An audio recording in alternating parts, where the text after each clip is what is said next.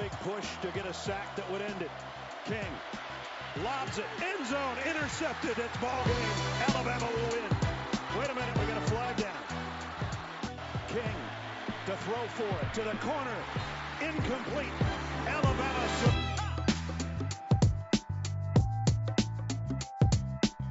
Jackson to the outside, into field goal range at the 35-yard line. When you need it, dial them up for 20. Just a yard away, and Jackson keeping again, and he's got it. Holds it. Justin Tucker wins it for Baltimore.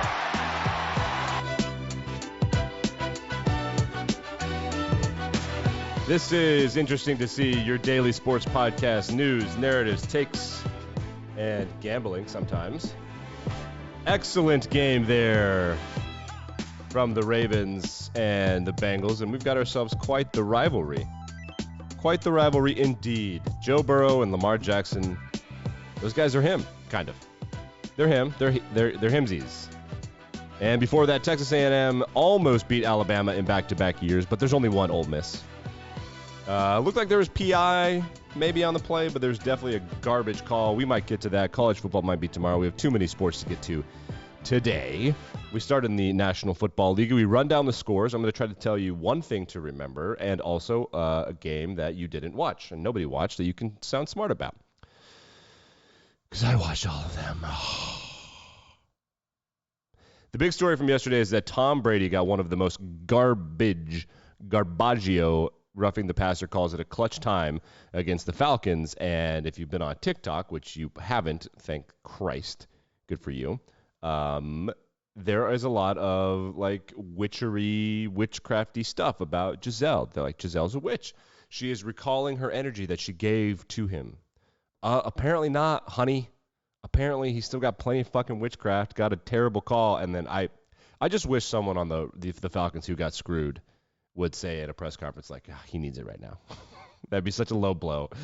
Listen, your family's your family, but this is a very public thing, and they're worth like $500 million. Well, she's worth like $400 million, and he's worth like a portion of that, but it's all her money. Let's be real.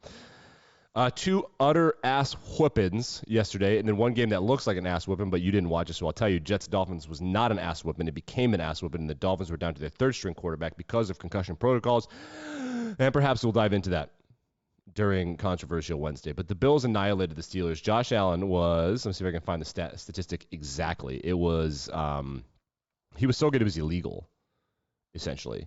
I think his first half stat line was something to the tune of 13 for 24, 3 touchdowns, 348 yards. He is the best football player in the NFL. I think that, and it's important, it's like Patrick Mahomes. Like, yes, Patrick Mahomes is Patrick Mahomes, and he's legit. No doubt about it. However, I look at it like tennis. You look at Roger Federer, Rafa Nadal, Serena Williams, and they are always like the best player, but that doesn't mean they're the number one ranked player. So while Allen has a ways to go to kind of catch Mahomes in terms of career accolades, part of that is Andy Reid, and part of it is he had to play Mahomes, and Mahomes is good too.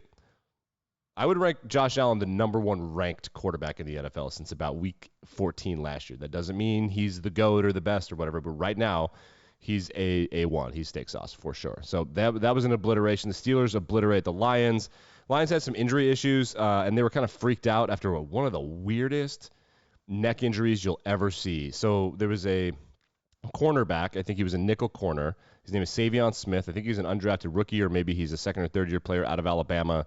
He was one of those guys that you've totally forgot about on the national championship teams. And they called him up because they needed corners on his first or second snap as a starter in the NFL. He kind of jammed a tight end at the line and then turned to like run with him, and then he just collapsed. It was a bad situation. They said he had feeling in his extremities. He didn't have feeling in. They didn't say he had feeling in all of his extremities or he can move. They just said he's like has feeling. He's being evaluated for a neck injury. It was strange. Sometimes you see these big collisions and you see the guy with his head straight down. This wasn't that. Head up. They were jamming. He wasn't knocked out. This was a freak weird thing that happened right away. Lions never got back into it. The Patriots dummy them. Matt Patricia outcoached Dan Campbell, which is hilarious. That'll be happening in the national media today as well. Run down other quick storylines. We don't have all day. In the 4 o'clock window, the ass whooping was the Niners and the Panthers. The Panthers did kick 2 sad field goals, down 3 possessions. They did kick field goals in the second half. Has Matt Rule been fired? Let's Google him. It's early in the morning. Matt Rule. Matt Rule questioned about job security 1 hour ago. Panthers players hear boos, see fire Matt Rule signs. Nope, hasn't been fired. They owe him too much money. Might as well let him tank. He sucks. Oh, man. NFL football yesterday was pretty good. It was a pretty good witching hour. The Carson Wentz threw a touchdown in the end zone in clutch time. The Commanders were driving to take the lead. They needed a touchdown. He screwed it up. Saints and Seahawks was a shootout. Taysom Hill is another story. Let's just take a quick peek-see at Taysom Hill. He had 1 throw, and it was caught for 22 yards. He had 9 rushes for 112 yards and 3 touchdowns. So that's how that happened. The Seahawks played a pretty good ball game. An interesting storyline, right? If you want to sound super smart about football, be like, dude, Geno Smith is good. Just say that. No one ever called a good offense for him. No one ever believed in him. Like right now, it seems like the Lions would be better with Geno Smith. The Steelers might be super good with Geno Smith. The Steelers, we'll get to some clips from that game. They played the Bills. They got destroyed by the Bills. Remember, Josh Allen's really good. Talk about that in a minute. We're just trying to run down the narratives for you right now. Geno Smith is good as a good narrative if you want to sound smart. Just spitballing here, just freeballing. The Cowboys are 4-1. The Cowboys are the 4-1. The NFC East is legit. So the Commanders suck, obviously. The Eagles are undefeated. They remain undefeated. They're very good. They survived a threat on the road. Kicked a game-winning field goal at the end. Jalen Hurts, excuse me. And the Cowboys are 4-1. They beat the Rams in L.A. Matthew Stafford's life is falling apart. His life's not falling apart. His life is fine. They win 22-10. Matthew Stafford has a fumble 6, which is insane. So the Cowboys, the Giants is the weird one because the Giants early on Monday or early on Sunday morning, they beat the Packers in London.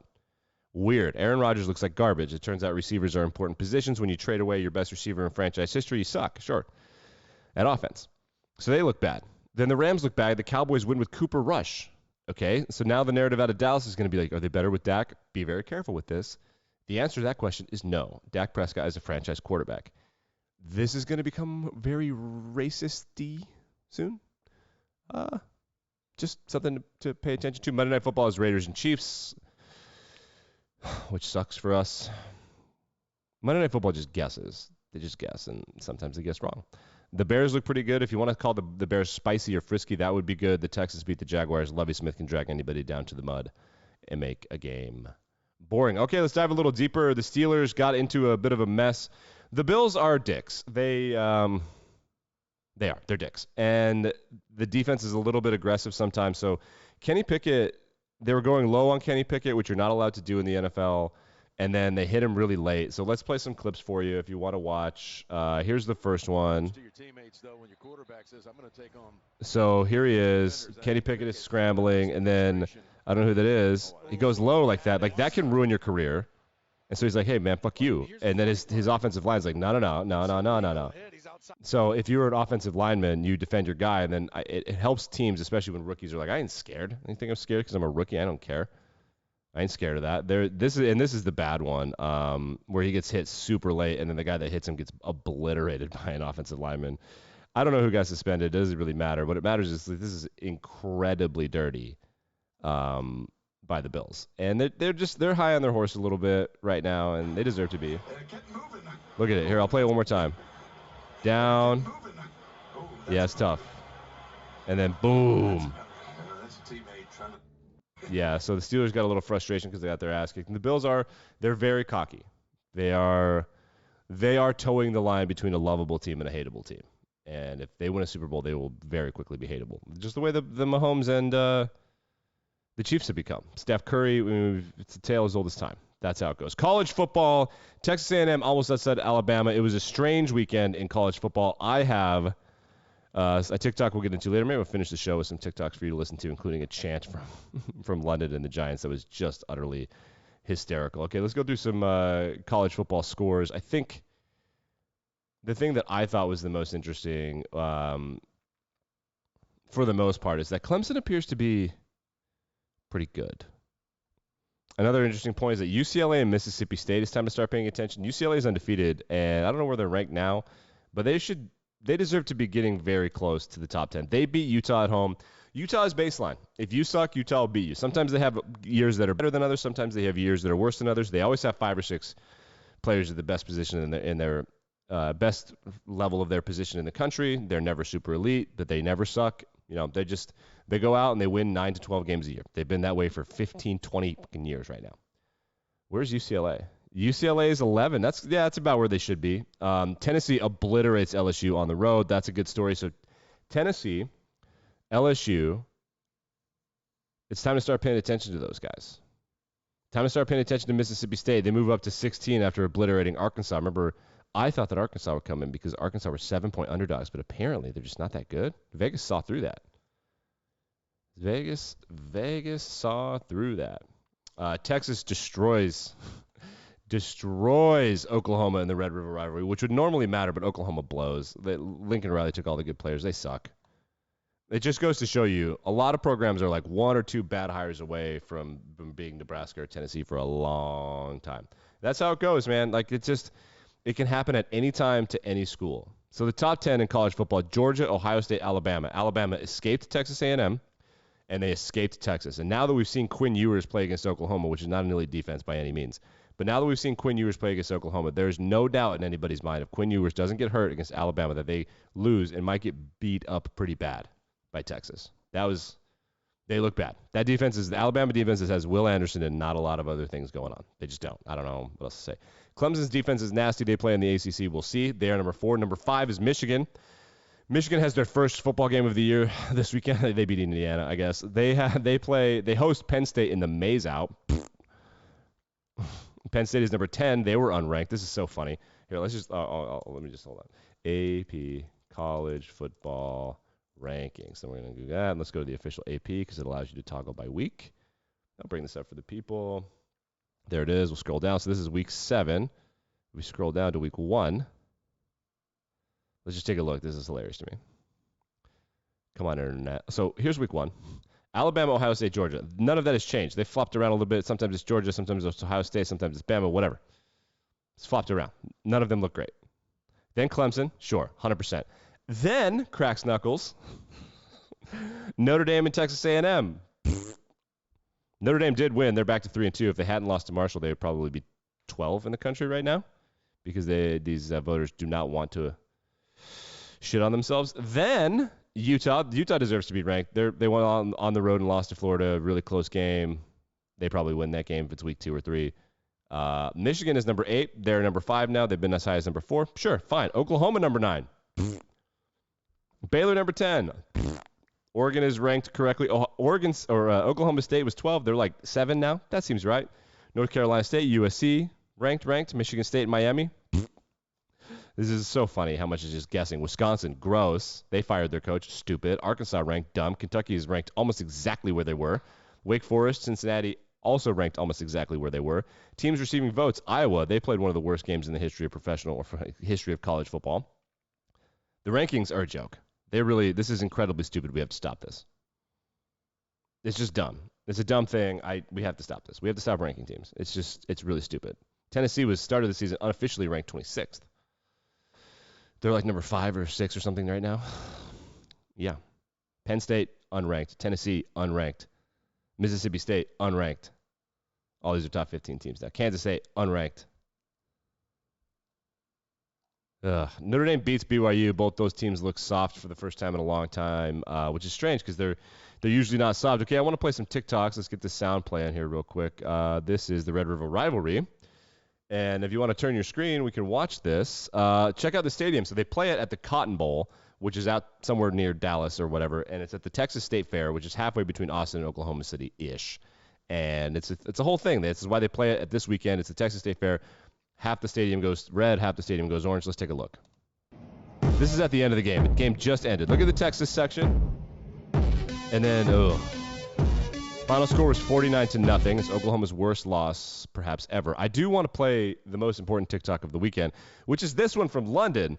It's after the Giants beat the Packers. And I just want to say that the way that the Brits do sports, with their chanting and their camaraderie, it is amazing. Listen.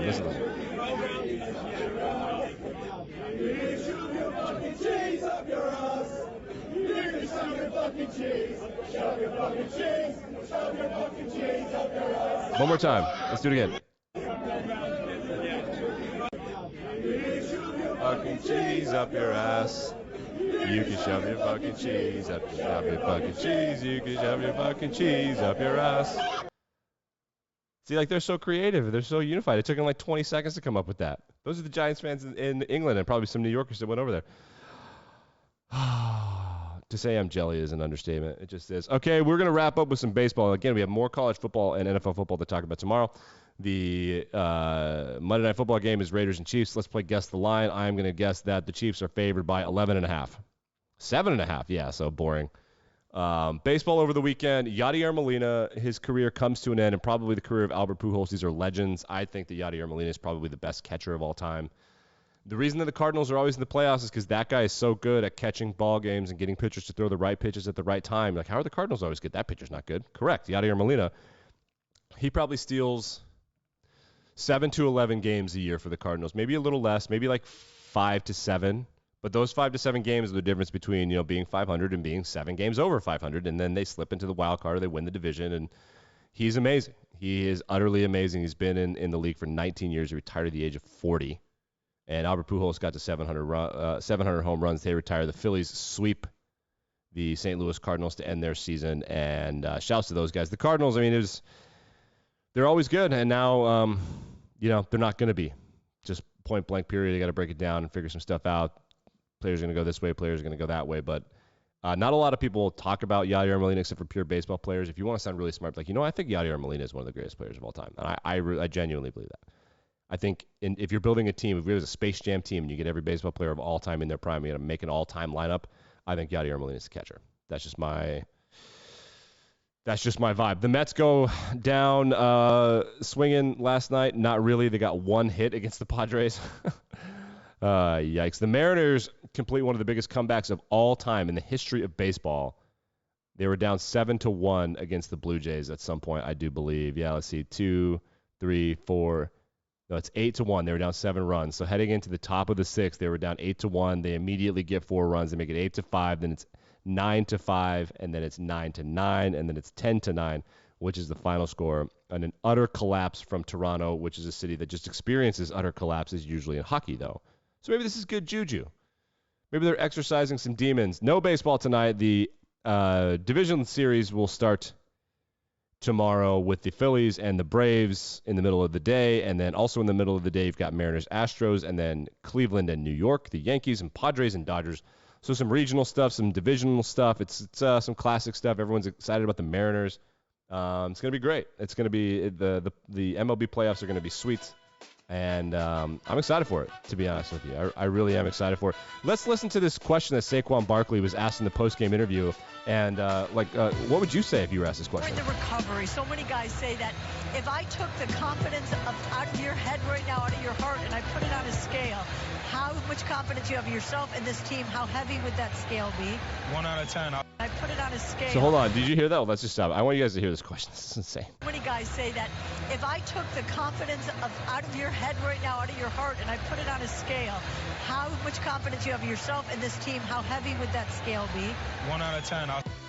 Shouts to him for following that stupid question. How heavy would the scale be? 1 out of 10. I'm so confident that the scale is 1 out of 10. Who is this lady? No. Get the backup in. Unbelievable. That's our best and brightest, huh? Shouts to Saquon for following all that. That's a Penn State education, folks. Back and better than ever tomorrow.